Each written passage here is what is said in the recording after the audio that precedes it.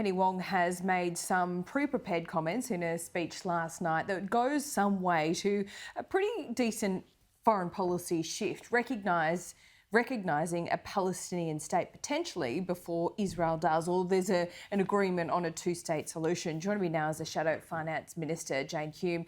Thanks so much for your time, Jane. We just spoke to Alex Rivkin, and he essentially said he knows where Penny Wong is coming from, but now's not the right time. Well, certainly this does seem to be not just a unilateral move by Penny Wong, but also a premature one. There is no way that a two-state solution is possible unless there has been an assurance of security and confidence that those two states can live safely. That simply doesn't exist right now. More importantly, it has to be done with the consent of both of those states, one of which is Israel. And Israel, of course, are still in the middle of a war with Hamas, trying to eradicate Hamas, which is a terrorist organisation that still has over 150 Israeli hostages and is hiding those hostages along with the terrorists amongst civilian infrastructure and indeed using civilians as human shields. Surely, before we start talking about two-state solutions, we need to solve the problem that is at hand. Every time Penny Wong goes out and talks about the crisis that we're facing now in Israel and Gaza, the first thing that she should be calling on is for a release of those hostages. It's been 6 months since those barbaric October 7 attacks.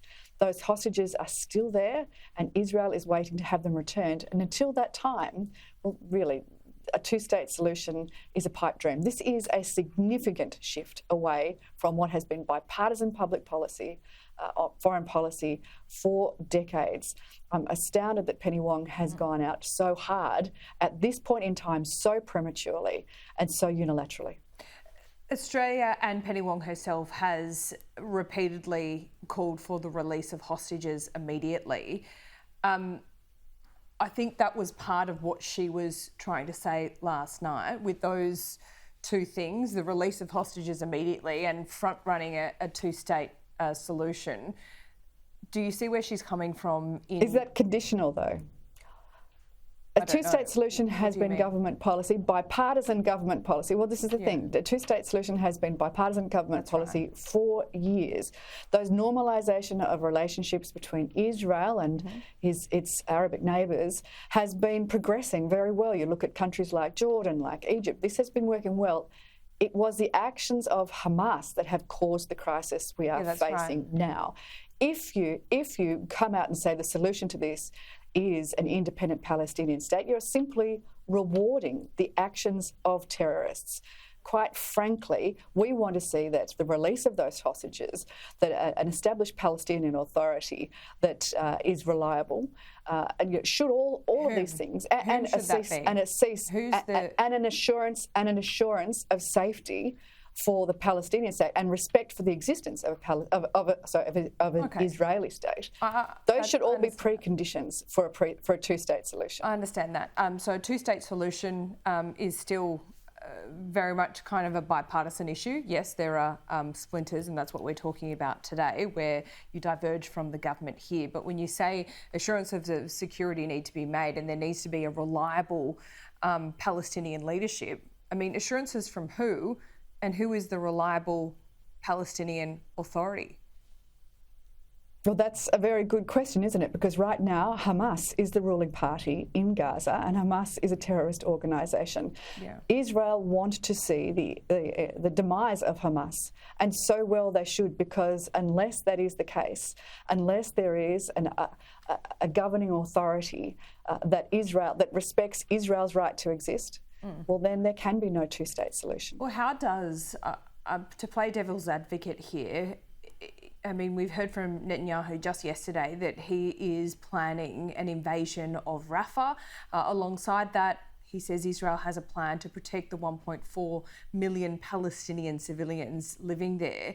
When you are under the threat of invasion, and yes, Hamas is still operating, trying to inflict damage on Israel, when and how does a new Palestinian leadership form, and what outside assistance is required, like from Australia or America? That is a very good question, and probably one that we cannot answer yet until Hamas has been defeated. And that is Israel's objective. What does of defeat course, look we like, want though? to see an end to the bloodshed. Of course, we want to see an end to bloodshed. We want to see the end to the unnecessary loss of life. But we have to keep reminding ourselves that this entire situation was caused by Hamas. It was caused by those October 7 attacks, those barbaric attacks, and the fact that there are still hostages being held in Gaza that are being hidden behind human shields, civilian shields, inside civilian infrastructure. We have to keep reminding ourselves of that Israel is trying to get to a stage where it has the right to exist securely and peacefully within its own borders. And until that happens, a two-state solution, and to start calling for a two-state solution, is simply rewarding bad behaviour Well, she of wasn't a putting terrorist a time frame on it, organisation, an to be organisation fair. that we have She wasn't said putting that a there is time frame terrorists. on it. Well, she didn't. Neither did she call for the release of the release of hostages as the number one priority.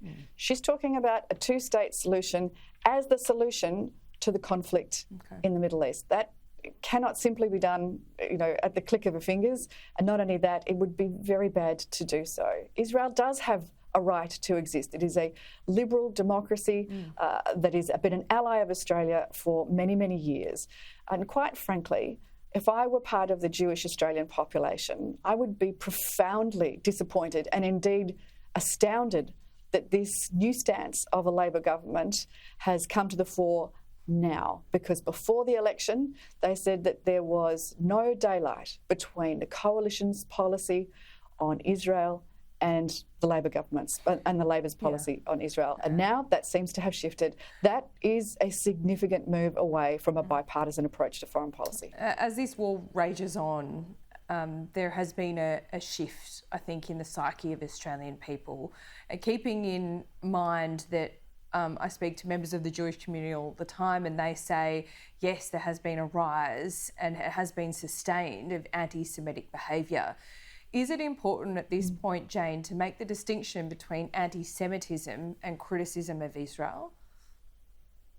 Oh, I think that has been important from day one, but neither should we ever tolerate anti-Semitic behaviour within Australia. And at the same time, neither should we constantly qualify condemnation of anti-Semitic behaviour by adding or Islamophobia on the end of it. They are two very separate issues right now. We've certainly seen that play out in my home state of Victoria, where Jewish Australians are living in their own communities in fear.